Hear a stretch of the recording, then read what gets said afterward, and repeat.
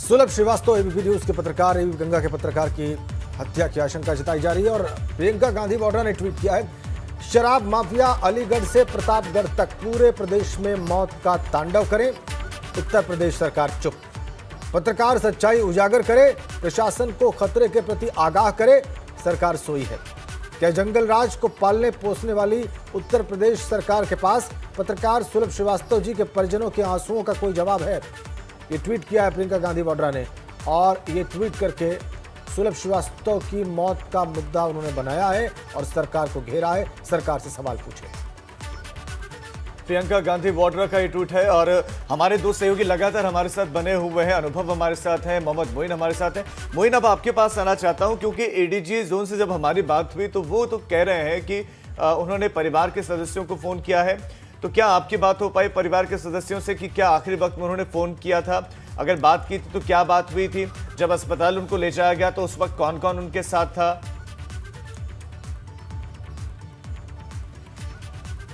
जी बिल्कुल, देखिए कल रात को उन्होंने खबर कवर की थी जिसमें अवैध असलहा फैक्ट्री पकड़ी गई थी। उसी खबर को कवर करके वो वापस लौट रहे थे। शहर से करीब 25-30 किलोमीटर दूर वो जगह थी जहां पर अवैध असलहा फैक्ट्री पकड़ी गई थी और रास्ते में संदिग्ध परिस्थितियों में उनकी डेड बॉडी मिली। शर्ट खुली हुई थी, पैंट खुली हुई थी, कपड़े बिखरे पड़े हुए थे और कई जगह चोट के निशान थे।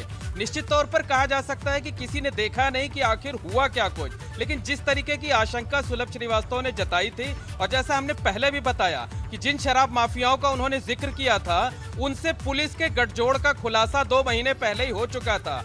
खुद एडीजी जोन प्रेम प्रकाश की जांच में यह साबित हुआ था कि जो शराब माफिया हैं वो पुलिस के लोगों के साथ मिलकर काम करते थे।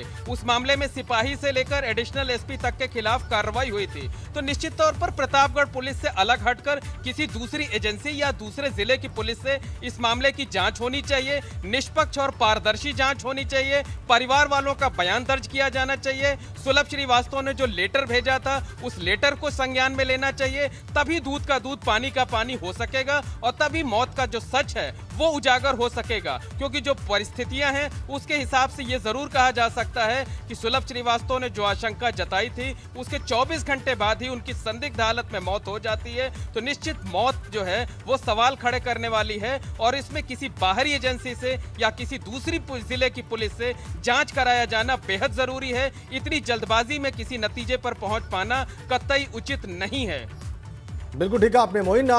अनुभव, क्या शासकीय स्तर पर अब चूंकि ये लगातार विपक्ष है इस मुद्दे को उठा रहा है, इस विषय को उठा रहा है और परिस्थितियां संदेहास्पद हैं, इसमें कोई संदेह नहीं है, तो क्या शासकीय स्तर से कोई दिशा निर्देश इस प्रकार की जांच के, जैसा कि मोइन कह रहे हैं, प्रतापगढ़ पुलिस के बाहर कोई एजेंसी जांच करे या प्रतापगढ़ पुलिस की से अलग इतर कोई प्रदेश का पुलिस अफसर इसको जांच करे, इस प्रकार के कोई निर्देश जारी हो सकते हैं?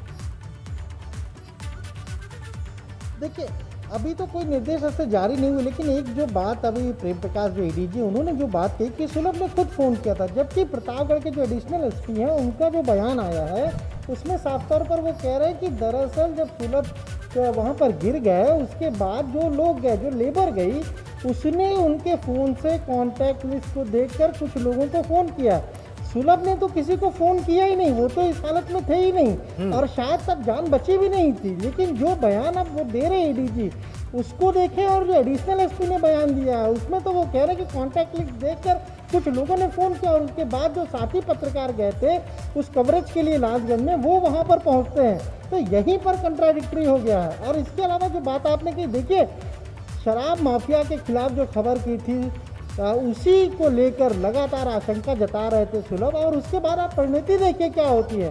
यानी पत्रकार अगर किसी खबर को करता है, किसी खुलासे को करता है, तो क्या इस तरीके की स्थिति है, इस तरीके से डर खौफ पैदा किया जा रहा है, उसको डराया जा रहा है, धमकाया जा रहा है, उसका पीछा किया जा रहा है, ये सारी चीज़ें सुलभ के साथ हो रही है। तभी तो सुलभ ने वो पत्र लिखा और पुलिस कह रही कि एक्सीडेंट हो गया।